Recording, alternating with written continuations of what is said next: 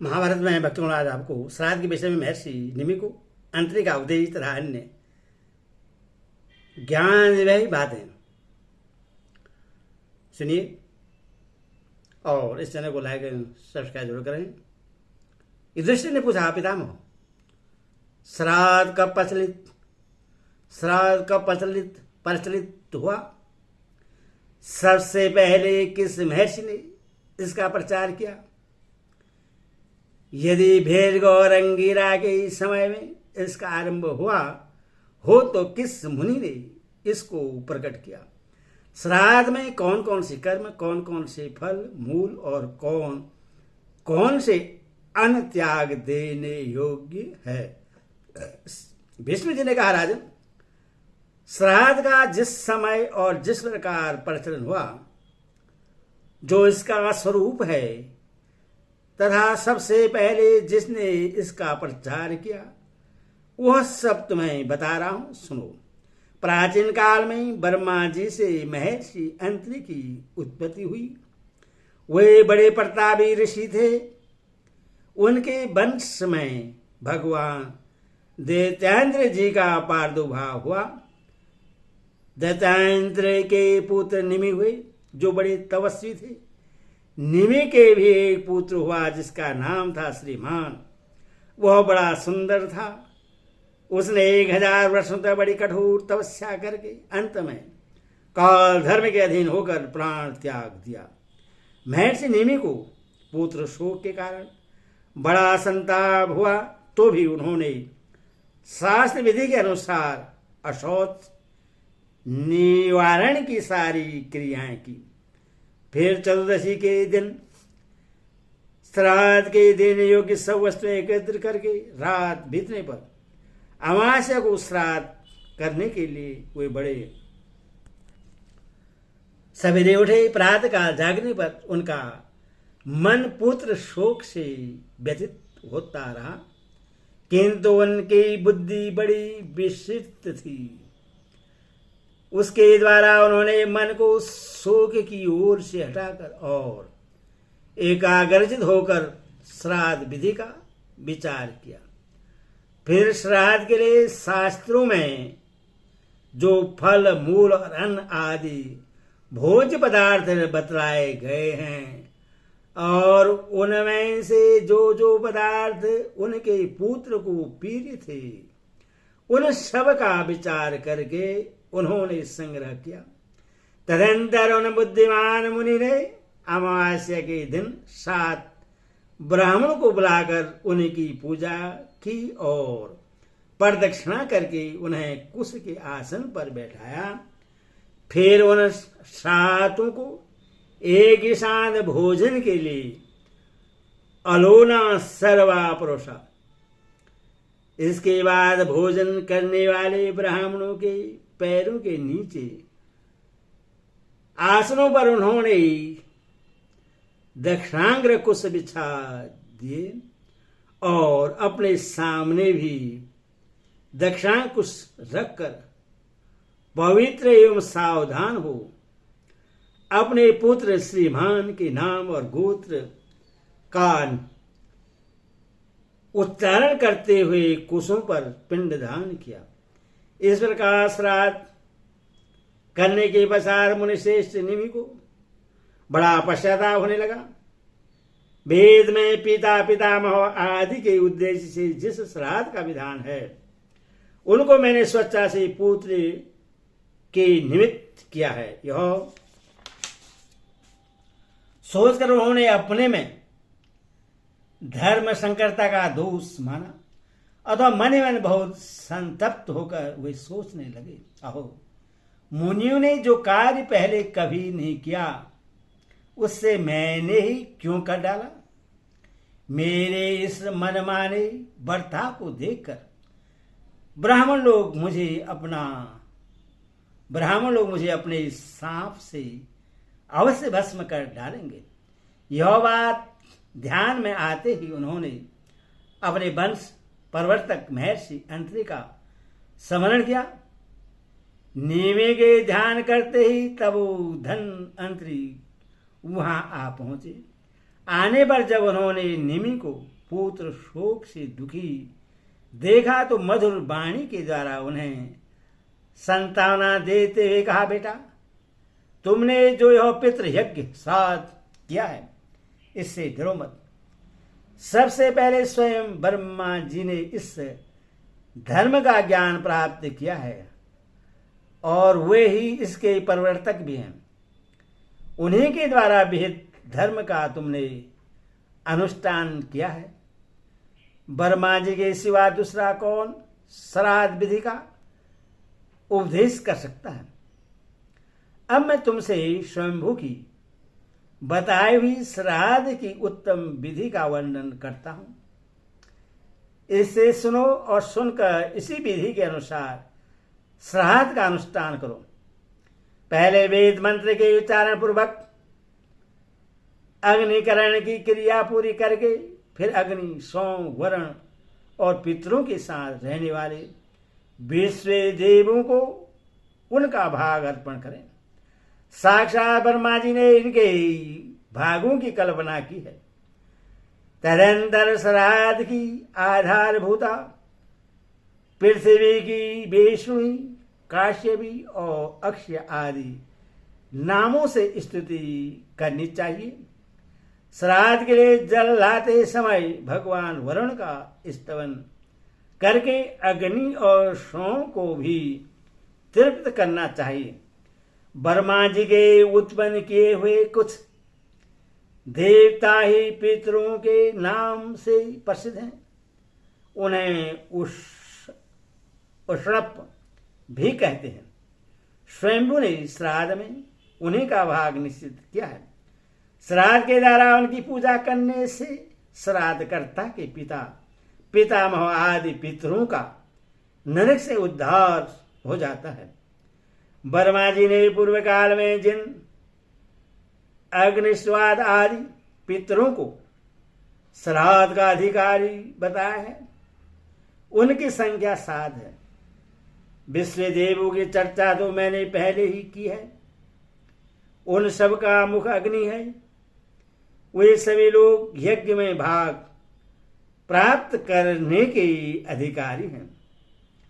उनके नाम यह हैं बल, धीर्ति, विपापमा, पुण्यकृत, पावन, पाशसेवा, समो,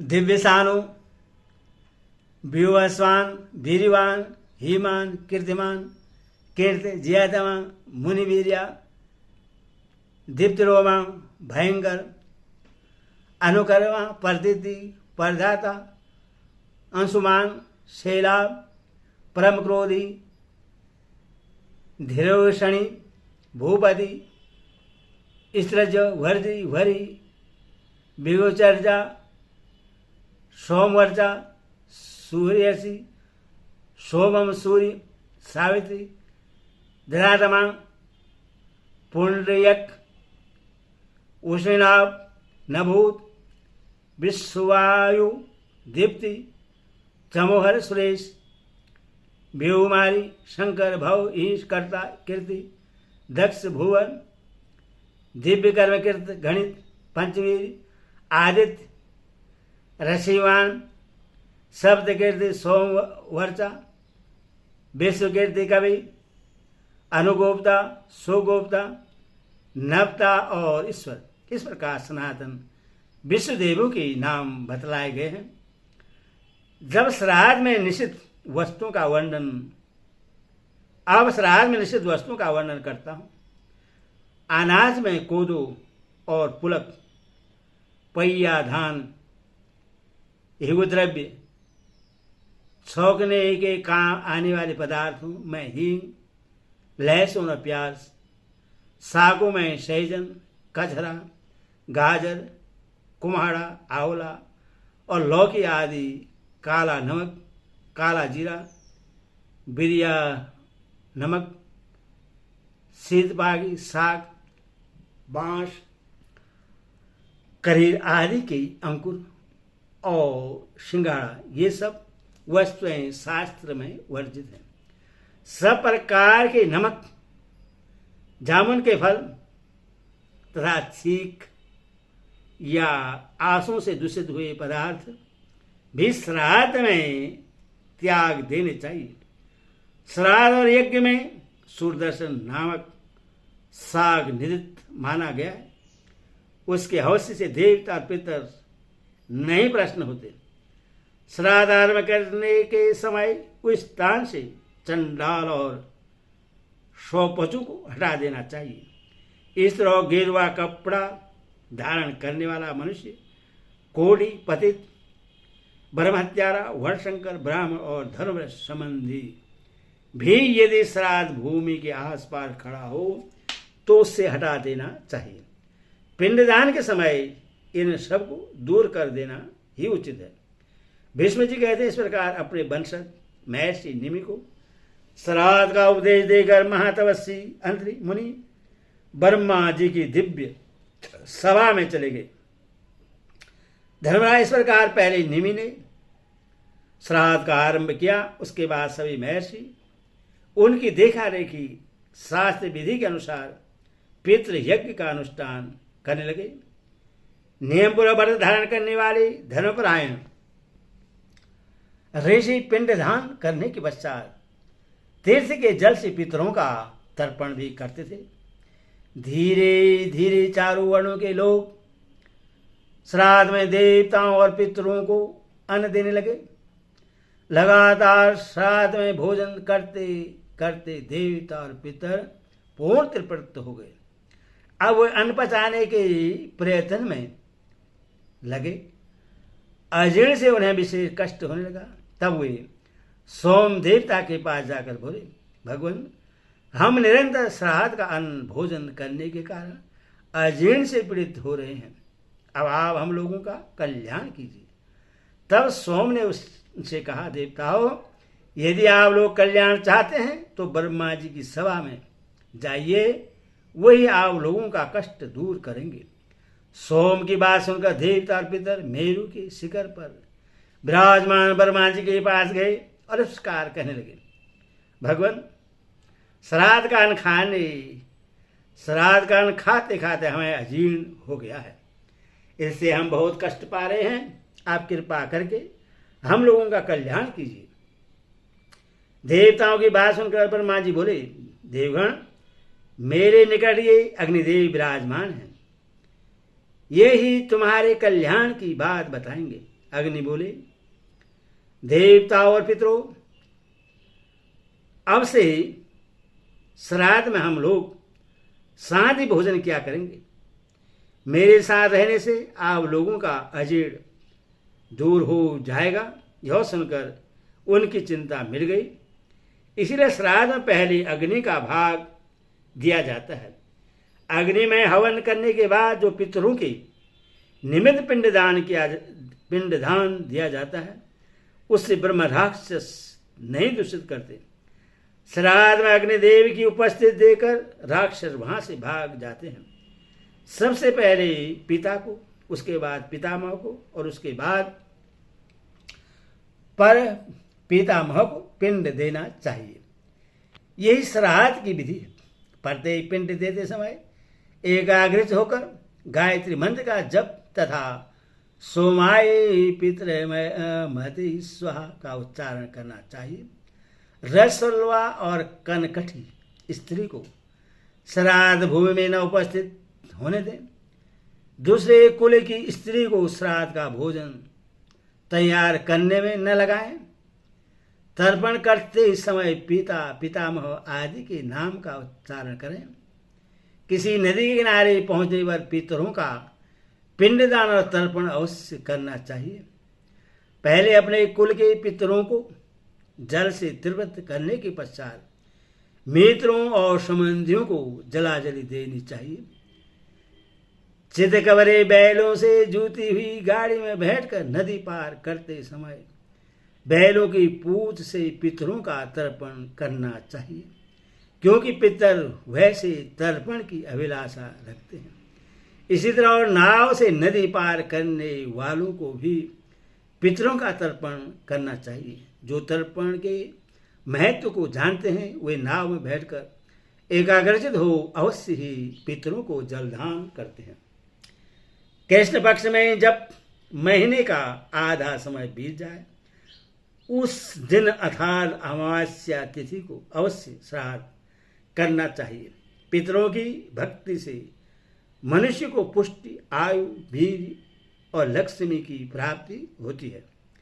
वर्मा जी, पुलस्त्य, वशिष्ठ, पुलह, अंगिरा, कृत और महर्षि कश्यप, ये 7 ऋषि महान योगेश्वर और पितर माने गए हैं।